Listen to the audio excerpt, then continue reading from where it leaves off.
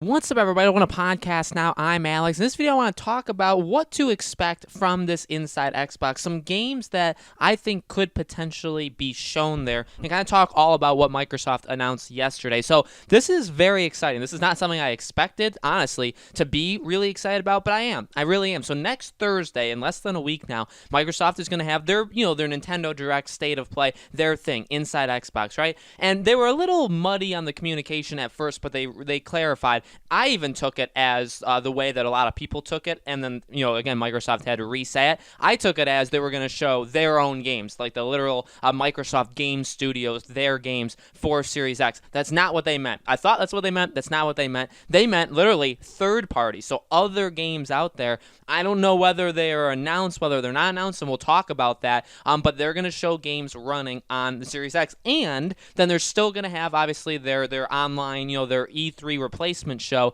in June, whenever. I guess they never said June, although it is kind of assumed it's going to be June. And in that one, they're going to show their own game. So I assume that would be the big Halo Infinite unveiling, right? All that kind of stuff. So that's that. So they're actually going to have two shows, which I think is, by the way, very, very smart. We don't talk about Microsoft almost at all on this channel, but I'm not opposed to it. In fact, I'm going to do it more often, obviously, as we get closer to next gen. They've been doing an outstanding job. And absolutely, I'm a big PlayStation guy. I'm a Sony guy. I'm getting the PS5, but you know what? I'm handing it to Microsoft because they're doing such a really good job, and I do want to cover them and make sure that you guys that watch, we talk about all kinds of games, all kinds of systems on this channel. So I'm definitely open to talking about, I talk about Nintendo, I talk about Microsoft, talk about Sony. I think that's important for a gaming channel like us to do anyway. So, okay, they're going to show Assassin's Creed Valhalla, right? That's the number one. That's the confirmed thing. When they announced it, Assassin's Creed said oh, we'll be there. This is when you're going to first see our thing. All right, awesome. That's awesome. I can't wait. Don't know necessarily what they'll show.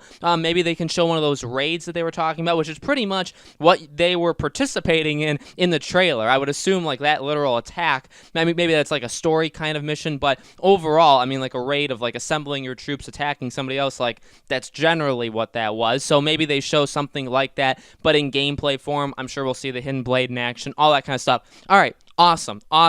The question I have is, how big are they going to go for something like this? Now, I normally set my expectations way too high, specifically with State of Plays. Nintendo Directs, we normally know what to expect. Sometimes it's just solely focused on one game. It's half an hour just talking about that game. They've done it for Pokemon, Animal Crossing. They even did it back last year with Super Mario Maker. They do an outstanding job, but even in their normal Nintendo Directs, I think you expect some pretty high quality. Sony is a little bit, out there, right? So I think we all set our expectations too high for the original couple State of Plays, but now once we got into it, now we know, all right, a normal State of Play, if they're not trying to hype anything up, is probably just going to highlight indies, smaller games that maybe don't get the spotlight, which, by the way, I love, and I'm in full support of that, but games that don't get the spotlight that we're going to give the spotlight to, right? However, they also have promoted, okay, this one is going to focus on Ghost of Tsushima, that's the big one, or this one's going to focus on The Last of Us Part 2, right? We've had both of those State of Plays where that, going into it, we knew that was the main focus. So, for Microsoft, it's a bit harder. I think, honestly, it is a bit harder because we don't know how far they're willing to go for something like this. Are they going to really hold off to then show, in their online thing? So it's kind of a balance of where you set your expectations, because there is a scenario where they could show a ton of massive games here and then just do it again and do an even bigger one and show their own games, again, in June, show their own games and then show again, even more bunch of third-party games. They could totally do that. Or do they kind of, they're building up expectations, building up hype for next Thursday, and then they don't announce all that much? It's possible. So, for these expectations, I'm going to give you guys 3 games. I'm going to explain why, what the games, why I think they would appear there. And I'll say leading into them that I feel like I set these games because my expectations are a little bit lower. I don't want to say the Batman game is going to be there. Now, we may talk about that in a different video if enough people ask about it, just to kind of set that straight. I don't think it'll be brand new, never before heard of games. Maybe we haven't seen them yet, but I do think all these games will have been known to like exist. The first one is Watch Dogs Legion. I'm going to start off with that one. I think it's a big possibility. Now you could say, well, is it going to be like a Ubisoft show, right? Because like Assassin's Creed, they have Watch Dogs. I mean, you can make that argument. Like maybe you don't want Ubisoft, or maybe Ubisoft themselves, they don't want to show too much off, at this thing, right? Because don't forget, they're going to have their own online show too. They're actually going to do it. And so I'm sure we'll see Assassin's Creed. I'm sure we'll see Watch Dogs. I'm sure we'll see Far Cry 6, stuff like that. Maybe Beyond Good and Evil 2, even though that's further away. I'm sure we'll see some of that stuff on their online show, but that doesn't mean they can't do Watch Dogs. And again, reasons behind it, I think it makes a lot of sense. It's a game that originally was for current gen. We've seen it run before, and that I think is a theme that I'm just guessing that's what another game of this is going to kind of be focusing on too. I feel like they may go towards, okay, you've seen this running before in the past, but now let's show you what it can do on the Series X. And I think when it comes to third-party games, I mean, Hellblade 2 is definitely one as well. Actually, I didn't even put that on I'll save that as like an honorable mention. But like games like that, games that we've like seen before in some sense or another, to reappear, and again, to say like, okay, well, you've seen it, you saw Watch Dogs Legion last E3 in 2019's Ubisoft E3, but okay, well, you just saw Assassin's Creed. Maybe they used that to kick it off. Now let's show you what Watch Dogs will look like, because obviously that's delayed. It's coming out also in the fall, right? It's also coming out cross-gen on, current gen and next gen. Let's show you what that looks like as well. I think it kind of checks the boxes for it's a popular enough game from a publisher that obviously has a lot of trust with Microsoft, right? Allowing, Assassin's Creed to have the first thing there. Why not just give them Watch Dogs as well, right? So I think that's very, very possible. Again, it's a game we've already seen before, so it checks that box.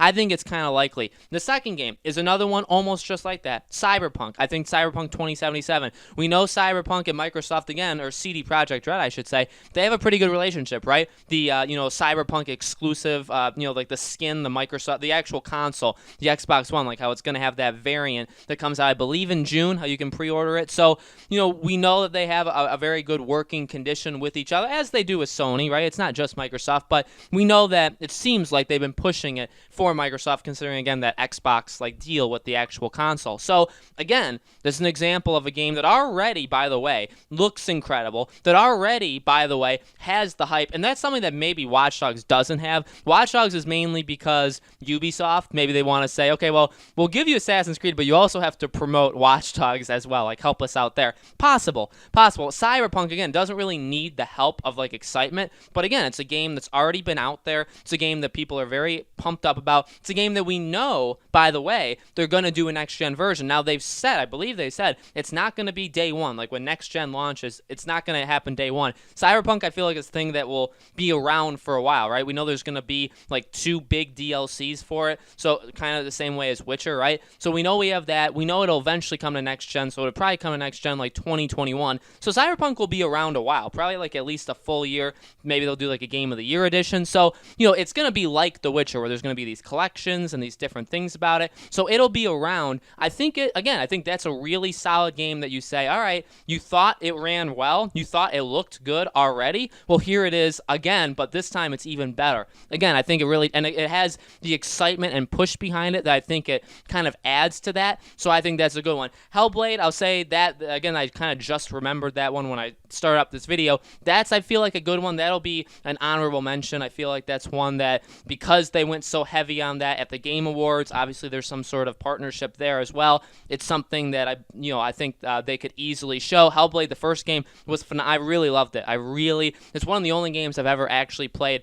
with headphones on, the PlayStation headphones. It really does enhance the experience with her like talking to herself. It's such a good game. I will be supporting a Hellblade 2, and to see that game again, because we've seen it a little bit. It's probably one of top 2-3 things that happened at the Game Awards, right? That you kind of take, other than obviously seeing what the Xbox Series X looks like. Hellblade 2 was one of the other big things that we got from it. So again, I think you kind of add on to that. That kind of adds on to this experience. I think that's a good one. The third one is definitely a shot in the dark, and so this one could definitely be completely wrong. Dying Light 2. That's what I'm going to predict, is Dying Light 2. Techland has talked a lot about next gen. They're very excited about a lot of things that the PS5 is going to be doing. They talked about the Series X. They're very pumped to bring their game to next gen. They're very excited about what next gen can do for their next game. And they talk about it as if they've implemented it already in their game, which obviously they already have. Now this game, remember, this game is a little weird though, and we've talked about this on this channel. Should we be worried? Ultimately I said no, but this game, remember, was supposed to come out like now. It was supposed to come out spring 2020. It was delayed and pushed indefinitely. Same, when The Last of Us Part 2 is delayed indefinitely, people flipped out and was like, what's going on? And I did too, ultimately for it to be announced to come out 3 weeks later, right? But again, that's a whole other issue there. Don't forget though, Dying Light 2 did the same thing. Dying Light 2 is supposed to come out, actually I believe it was supposed to come out in the fall. It was delayed till the spring, and now it's been delayed indefinitely. The difference is, I think that they're okay. They're talking about it. They're still supporting Dying Light, by the way. They're still having that big new DLC event this summer, which is absolutely incredible. They're still supporting that game. It's one of the rare examples of studios that do it. But I think this is a good one because you literally have a game that, the first one was a smash hit, right? Not a lot of people, I think, expected it to be as big as it was, and it was. It was absolutely massive. Still getting supported now, so people are still talking about it. And again, what Techland has said, mainly I'm looking at that out of all the studios, I feel like Techland, I see the most stories of them promoting what next-gen consoles can do, the specs, the features, all that stuff that it's going to allow next-gen games to do. They've talked about it, I feel like, more than anybody. So, what better way to say, hey, and by the way, we've seen this game before as well. Again, common theme. We've seen this game before, but it's been a long time. It's been a very, very long time since we've seen it. They've been silent for a long time, but we know it's still coming. It'll probably come, I would assume 2021. I don't think it's going to come out this fall, although if it does, that'd be, I'd be really surprised in a good way, right? But again, it's got all of those check marks. It's a game people are very excited for. With a first game, you got the trust. They have the trust of the people. They've talked about what next gen could do for them, so that obviously adds to it as well, where you can say, hey, they've talked about all it. Maybe they could even have them there, obviously it's like an online, again, like a kind of like a state of play Nintendo Direct. They could have the voiceover of the director of the game say, we've talked about ray tracing, we've talked about all these different features, and now you can visually see it in this game as and that he's talking while the presentation's going on. I feel like that's a good idea. I really do. And in that way, you've given 2 games, maybe even Hellblade, right? If Hellblade comes out this fall, you've given 2 to 3 games that are coming out immediately, and then you're also kind of looking to the future. Now again, it's just my prediction. There's definitely other games that are announced or have been seen before that they could do, and at the same time, there's also they could announce brand new AAA games. You never know. Third parties could come out, see this as the first opportunity, and say, hey, well, we're not doing an online show of our own, so maybe we'll announce something there. Maybe Bethesda joins on, right? Because we know Bethesda isn't going to do anything, but they do have some announcements to make. So maybe they do something.